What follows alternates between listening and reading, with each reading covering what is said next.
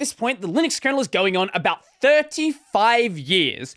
A 35-year-old code base. And there are parts of that code which have existed basically since the start, and have also existed since the start, and haven't been touched since the start. And just considering how many lines of code are in the kernel, over 40 million at this point, that should make sense, right? It should make sense that there are parts that people just don't look at. But sometimes you see these patches come through which touch these old parts of the code from a developer known as Thomas Gleixner, CCing basically everybody. Like either CCing them directly or CCing something they're involved in. We have tree-wide cleanup latch, clock tick rate, and get cycles. This is patch 0 of 38. First of all, sorry for the insanely big CC list, but people can't make up their mind whether they want to be CC'd and everything or not. So I'm opting for the worst case to cater to the people who want to be CC'd and everything, and assume that the rest of you get used to it by now. I really wanted this to be more confined, but a tree-wide cleanup does not give a lot of options. When I say this touches on old code, I mean, it really touches on old code. Number 1, latch. The latch define goes back to Linux version 0.1 and has survived until today for the very wrong reasons. 0.1? Well before they were even using Git. Initially it was based on the x86, that is x86, not x86-64, pit frequency. This is the programmable interval timer and also steered the timekeeping conversions.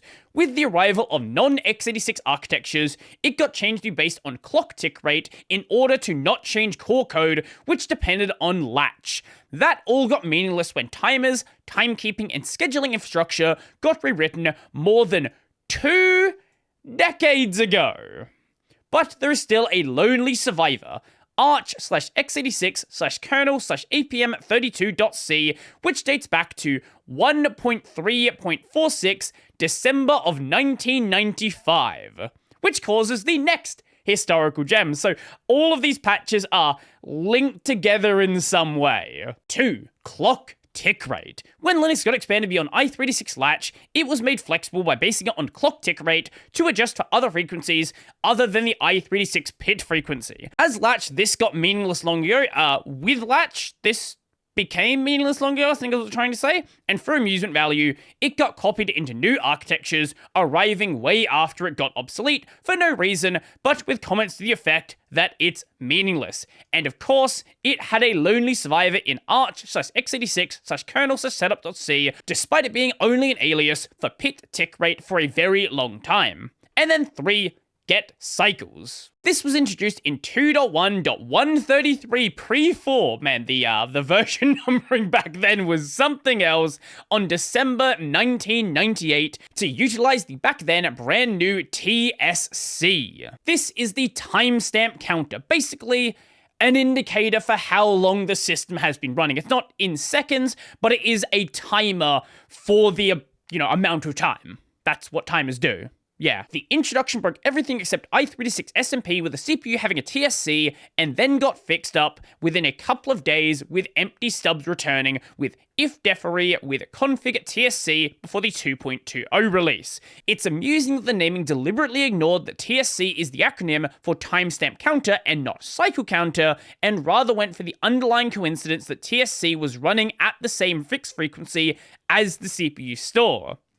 This created problems when CPU started to have frequency scaling, because then you have a counter that is supposed to be, at least the way it's documented, the number of CPU cycles since the CPU has been turned on, since the system is booted.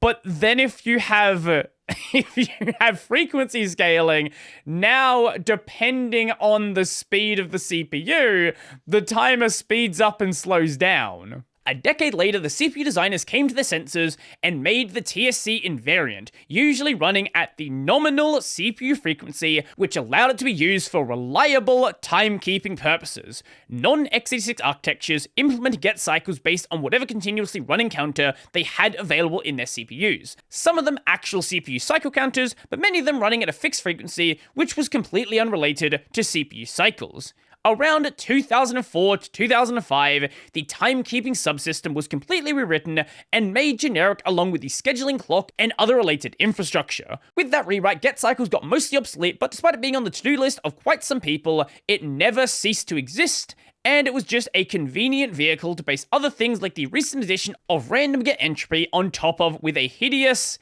if-def-define macro maze. The other remaining use cases are mostly debugging and testing code, especially the usage in performance test code is hilarious at best. While the name getCycle suggests that it provides access to CPU cycles, the reality is that it provides an unspecified counter for most systems where a lot of architectures simply return 0 because they either do not have such a counter or did not bother to implement it at all. So in fact, get cycles should have been renamed to get BOGO cycles because it's just made up nonsense, long ago matching the BOGO MIPS Impress Your Friends Print K, which still exists for historical amusement value.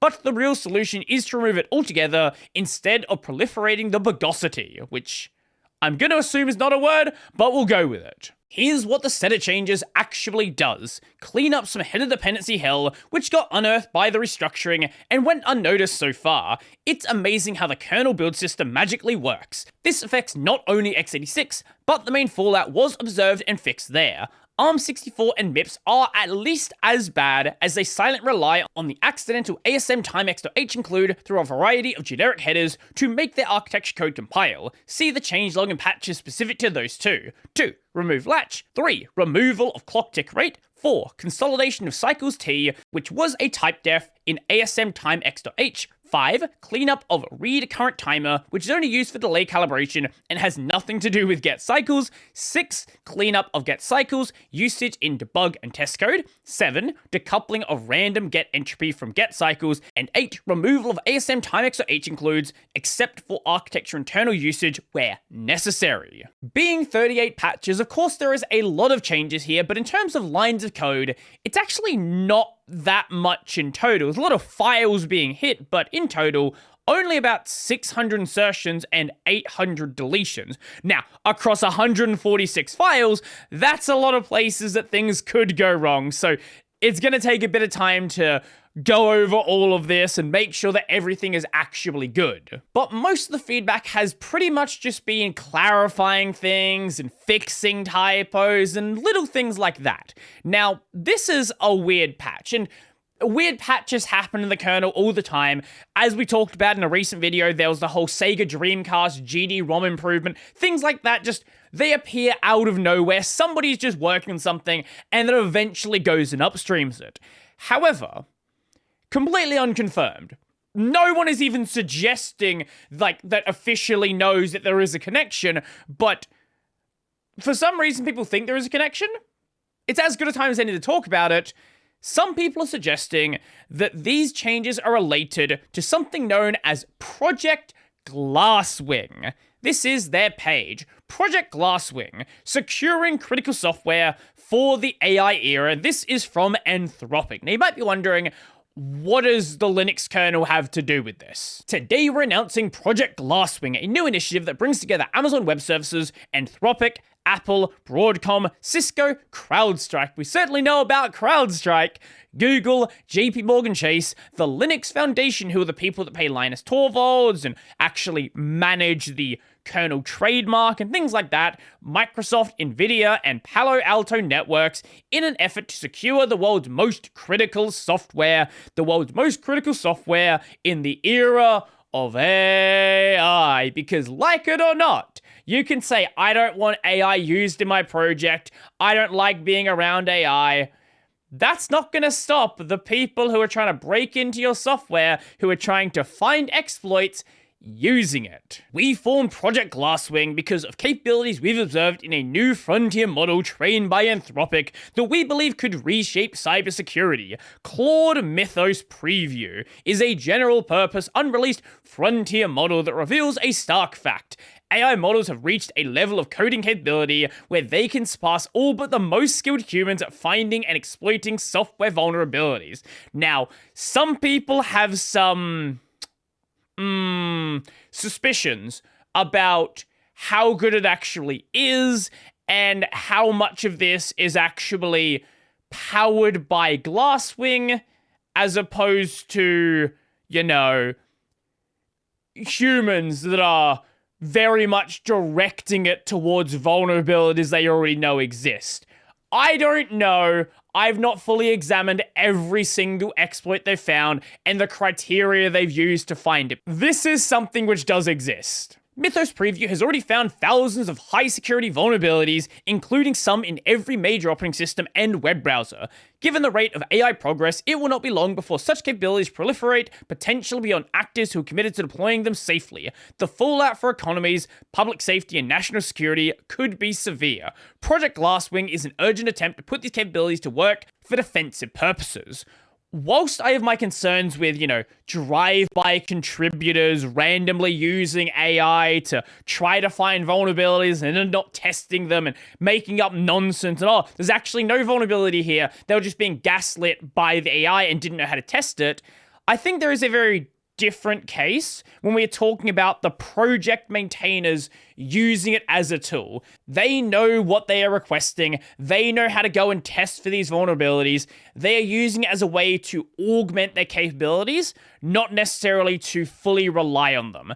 Of the usage of AI, this is one of my preferred uses. Anthropic is committing up to 100 million in usage credits for Mythos Preview across these efforts, as well as 4 million in direct donations to open source security organizations. Project Glasswing is a starting point. No one organization can solve these cybersecurity problems alone. Frontier AI developers, other software companies, security researchers, open source maintainers, and governments across the world all have essential roles to play. The work of defending the world's cyber infrastructure might take years. Frontier AI capabilities are likely to advance substantially over the next few months. For cyber defenders to come out ahead, we need to act now.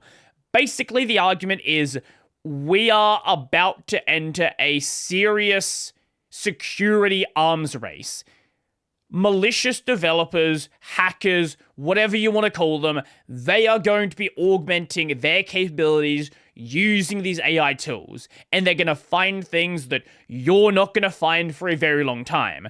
So the argument here is if they're using it, then you also should be using it.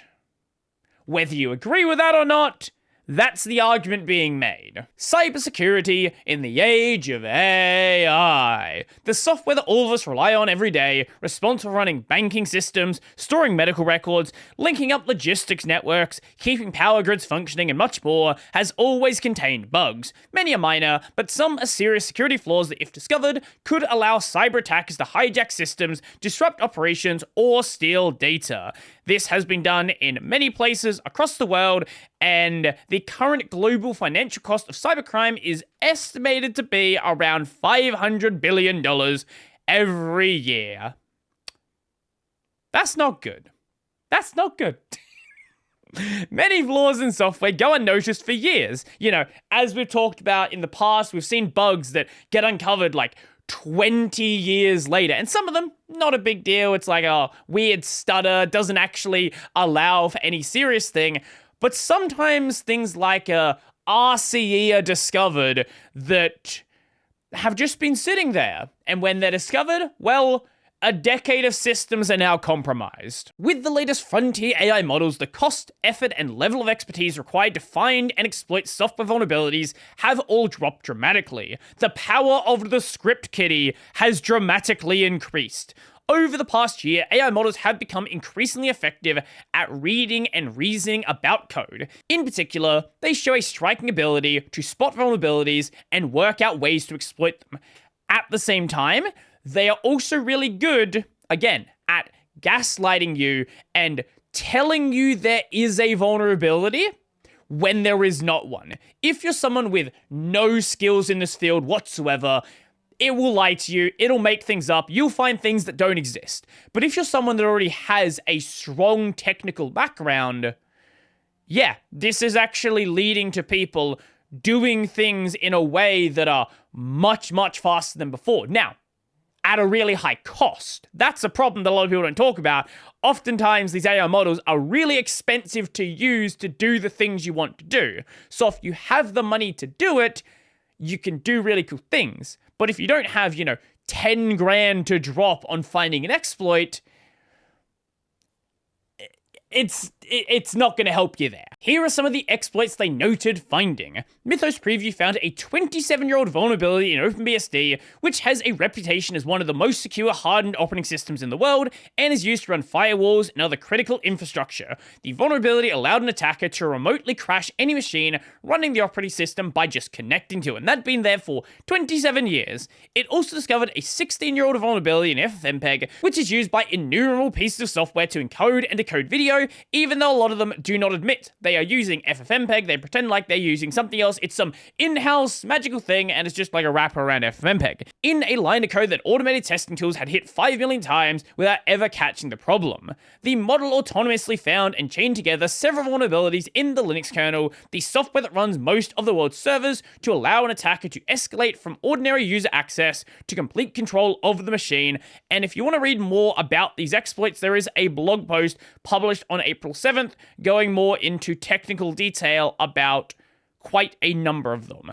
I might do a separate video on this, but that's not for today. At this point, we are not going to wish these tools away, and this is something we're basically just going to have to deal with one way or another. Now, again, as I said earlier, there's no, official connection between these patches and Project Glasswing. It's just, I saw people mentioning, oh, the timing is weird. Wow, could this be related to Project Glasswing? And I didn't really feel like doing a dedicated video on Project Glasswing, so it basically just made sense to do it here. If anyone disagrees with the way of handling it, leave a comment. Tell me how it was bad and how I clickbaited you or something. I don't know. Anyway, let me know your thoughts about these patches down below. Let me know your thoughts about Project Glasswing. Let me know if you think the whole AI security vulnerability stuff is just all nonsense and is all hype. I'd love to know. So, if you liked the video, go like the video, go subscribe as well, and if you really liked the video and you want to become one of these amazing people over here, check out the Patreon Scribes Daily Bearer Pay linked in the description down below. That's gonna be it for me, and Project Glasswing.